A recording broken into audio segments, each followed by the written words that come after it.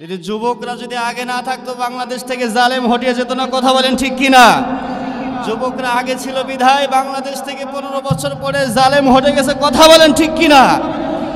এই জন্য ভাইয়েরা আওয়াজ দিতে হবে।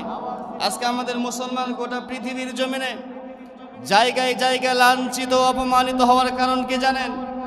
মুসলমানদের ইমানি বলে বলিয়ান হওয়া কমে গিয়েছে, মুসলমানের ইমান শক্তি কমে গিয়েছে, মুসলমান আজকে ভীত জাতি হয়ে গিয়েছে, মুসলমান ঐক্যবদ্ধ থাকতে পারে না, মুসলমান কখনো মিল মোহাব্বতে থাকতে পারে না, মুসলমান কখনো কোরআনকে ভালোবাসতে পারে নাই, মুসলমান কোরআনের আইন প্রতিষ্ঠা হোক এটা চাই নাই, যার কারণে গোটা পৃথিবীর মুসলমানরা জুলুম নির্যাতনের শিকার হচ্ছে। কথা বলেন ঠিক কিনা?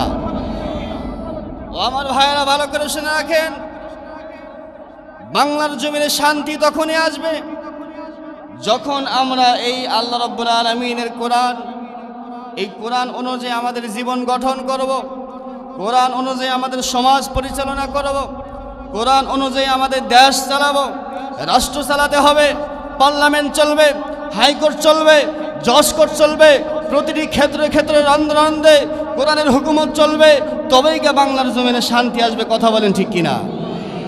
এছাড়া শান্তি পাওয়ার কোনো আশা করা যায়?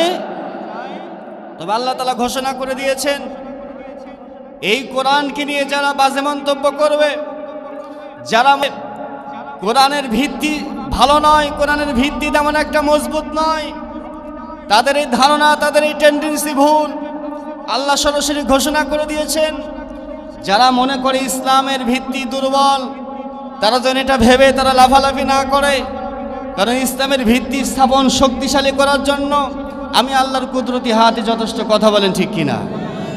এই জন্য আমরা বলিষ্ঠ কণ্ঠে বলতে চাই, এই কোরআনের জন্য আমরা মুসলমান গোটা পৃথিবীর জমিনে যদি কোরআনের জন্য নিজেদের জীবন বিলীন করে দিতে হয়, কোরআনের জন্য যদি হামলা খেতে হয়, কোরআনের জন্য যদি মামলা খেতে হয়, কোরআনের জন্য যদি দেশ ছাড়তে হয়, কোরআনের জন্য যদি রক্ত বিলীন করে দিতে হয়, কোরআনের জন্য যদি মা বাবা ত্যাগ করতে হয়, তারপরে আমরা ত্যাগ করতে রাজি আছি, কিন্তু আমরা কোরআন ছাড়তে রাজি নাই। কথা বলেন ঠিক কিনা?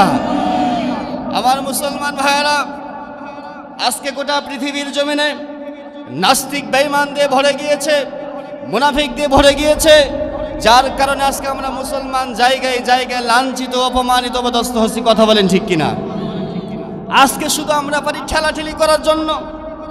কে লম্বা টুপি বলল, কে গোল টুপি বলল, কে পাঁচকুল্লি বলল, কে পাগড়ি বলল, কে পাগড়ি বলল না, কে জুব্বা বলল, কে ফাটা পাঞ্জাবি বলল, এটাই আমাদের ব্যবধান হচ্ছে নাকি বলেন? ভুল বলতেছি বাবাজিরা? অত্যন্ত দুঃখ লাগে, ভারাক্রান্ত হৃদয় নিয়ে বলতে হয়, যা বলার মতো নয়। যাদের কাজগুলো গোটা পৃথিবীর মানুষগুলো, এমনকি হিন্দুরা পর্যন্ত সাধুবাদ জানাতো, যে যারা তাবলীগ করে এদের কাজগুলো অত্যন্ত ভালো কাজ, মানুষের কাছে নম্র ভদ্র, সব কিছুইভাবে বুঝিয়ে দেয়, দিনের পথে দাওয়াত দেয়। আজকে সেই জায়গার ভিতরে দ্বন্দ্ব হয়েছে। কথা বলেন ঠিক কিনা? সেই জায়গার ভিতরে মুনাফিক ঢুকেছে, ইহুদিদের দালাল ঢুকে গিয়েছে, যার কারণে মুসলমানদের মাঝে যেই জায়গা থেকে সঠিকভাবে দিনের দাওয়াত দেওয়া হতো, সেই জায়গাগুলোর ভিতরে ইহুদি নাস্তিক বেঈমানদের দালালগুলো ঢুকে বাংলার জমিন থেকে কোরআনের দাওয়াতকে বন্ধ করে দিতে চায়। কথা বলেন ঠিক কিনা?